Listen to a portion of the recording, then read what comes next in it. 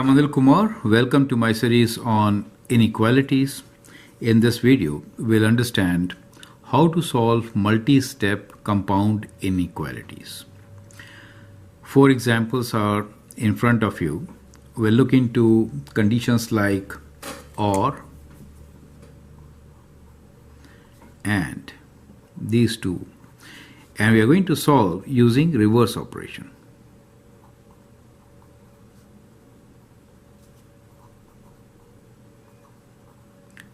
You can always copy these questions, answer, and then look into my suggestions.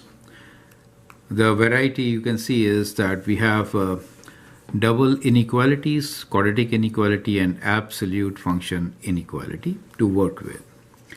So let's begin with the very first one, which is 4x minus 3 is less than 7, or 2x minus 17 is greater than minus 5, right? So, or means either of those conditions could be satisfied, right? So basically, we're going to solve two different inequalities and combine the solution on a number line. So the first equation here is 4x minus 3 less than 7. So reverse operation, so we'll add 3 to this side, so we get 4x is less than 7 plus 3. Do you see that? Which simplifies to 4x is less than 10, or dividing by 4, we get x is less than 10 divided by 4, which could be simplified as x is less than, well, you can write in decimals 2.5, right? So, or you could write 5 over 2, either way. The right side for us is 2x minus 17 is greater than minus 5. So we have 2x minus 17 is greater than minus 5. Reverse operation means add 17 to both sides, right? So what you get here basically is 2x is greater than minus 5 plus 17, or 2x is greater than 17 minus 5, which is 12, and that gives you x is greater than 12 divided by 2, and so we get x is greater than 6. Now, when we are saying or operation, it means what? So that means either of these two will work for us, correct? So on a graph, we always take a number line. Let us say we have 0 here. Now the one set is x is less than 2.5. Let's say this is 2.5 for us. So this says that x is less than 2.5, that means on this side. And here we say x is greater than 6. Let's say this is 6 for us, right side of 6. So this combination is OR. So that is your solution, correct? So on a graph that is a number line, you could always show the solution as given here. So I hope that makes sense. So now let's look into the next example where we'll work with AND operation. Now when I say that something is in between the two limits, that means both conditions should be satisfied, right? So let me rewrite this as minus 21 less than equal to 3 times 2x minus 1 less than equal to 33. So in the first step, we could actually just divide by 3 all the 3 terms, right?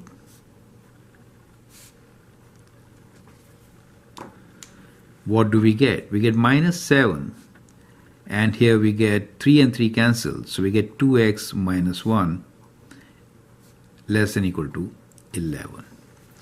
Now next step, we'll add 1 to each side. In previous example, I didn't show this, but I thought it to be necessary, so I hope this is better, right?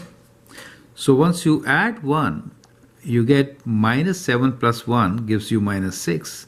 2x minus 1 plus 1 is just 2x, and here we get 12. Idea is to isolate x, right? So what we are trying to do here is isolate variable.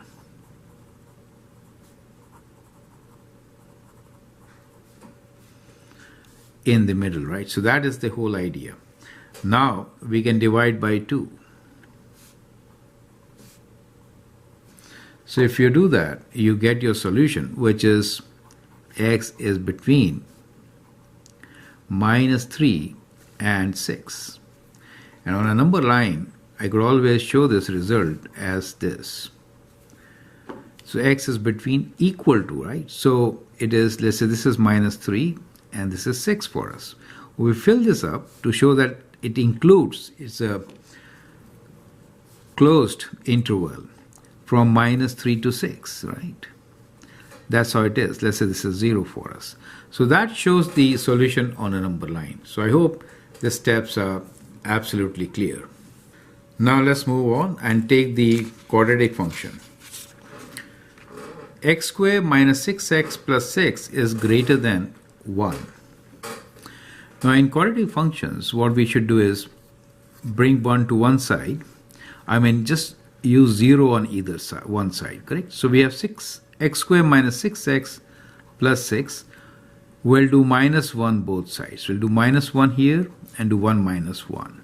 So what we get here is x squared minus 6x plus 5 is greater than 0.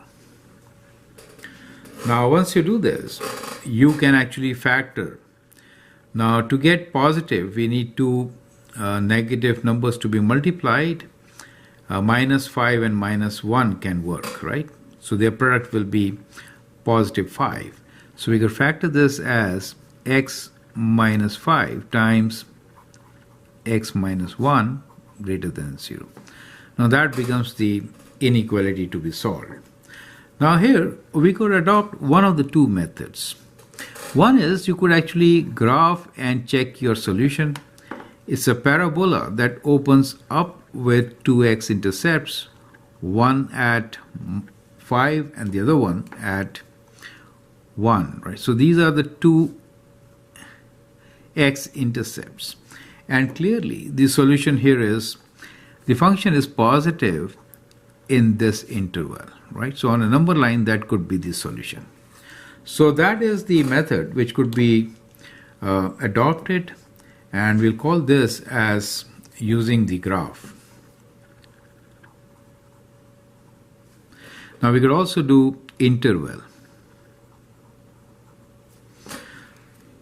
Now in the interval method, you have to notice that there are two factors which leads to these two zeros. Now these two zeros actually divide the whole interval into three portions. So I have a 0 at 1 and I have a 0 at 5. Let's say this is 0 at 1 and this is the 0 at 5. They divide it into intervals which are between minus infinity to 1, between 1 to 5, and from 5 to infinity. So these are the three intervals.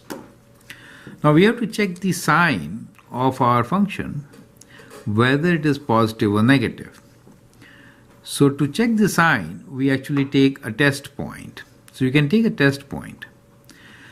In this interval, the test point could be, let's say 0, right? Here it could be 2, and then we could take a test point as 6.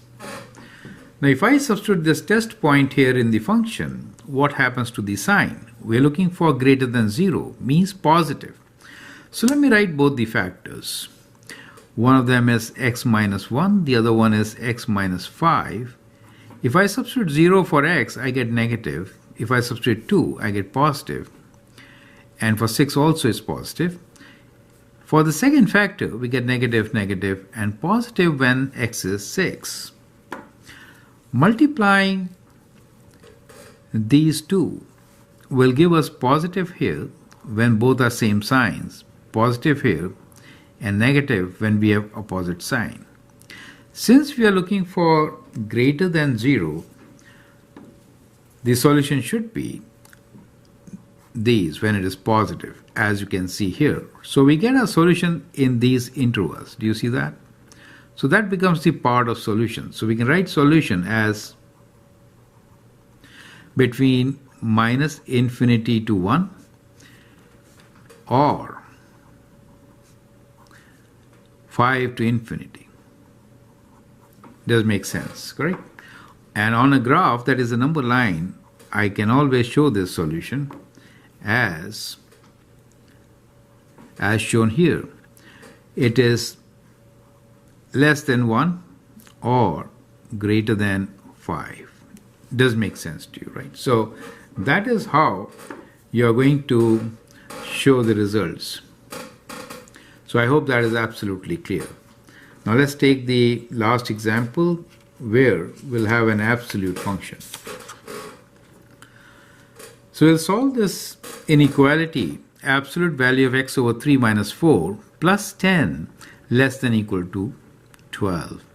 Now when it is less than equal to, that means it is within some interval, right? So let's see how to solve it. So let's first take care of plus 10 by reverse operation. So we'll do reverse of plus 10. It means negative 10 both sides, right? So I could write this as absolute value of x over 3 minus 4 plus 10 minus 10 is less than equal to 12 minus 10. Now that gives you absolute value of x over 3 minus 4 should be less than equal to 2. Now absolute value could be positive or negative, right? So if I want this to be less than equal to 2, then this whole thing should be within, we could write like this. This whole thing, x over 3 minus 4, should be less than equal to 2, but it should be greater than equal to minus 2. You get an idea, right? So it has to be within this interval. So what you notice here is that in absolute functions, this corresponds to AND. If it is the other way, it corresponds to OR. You get an idea, right? So it becomes similar to the double inequality we did earlier. Now we are going to do reverse operations, adding 4 multiplying by 3 to get the solution. So I hope this step is clear, right? You can pause the video now, answer, and then look into my suggestions. So what I'm going to do now here is that I'm going to add 4 to each side. So what I get here is minus 2 plus 4 and 2 plus 4. Correct? Let me rewrite this on the right side and then continue. So we have minus 2 plus 4, which is 2, less than equals to x over 3, less than equals to 4 plus 2 is 6. Now we are going to multiply by 3. So when you times it with 3, you get 2 times 3 less than equal to x is less than equals to 6 times 3, which is 18. So x is between 6 and 18. And you could show this solution on a number line, which we also say graph, as between 2 points, which is 6 and 18, and both included. So closed interval between 6 and 18. Does make sense to you, right? So that is how you have to solve such questions, correct? Let's say this is 0 for us. Now I hope this concept is absolutely clear. We'll actually separately take up more inequalities with absolute functions, as it could be very complicated at times. But this gives you a good idea of how to solve multi-step compound inequalities. Feel free to write your comments and share your views. If you like and subscribe to my videos, that'd be great. Thanks for watching and all the best.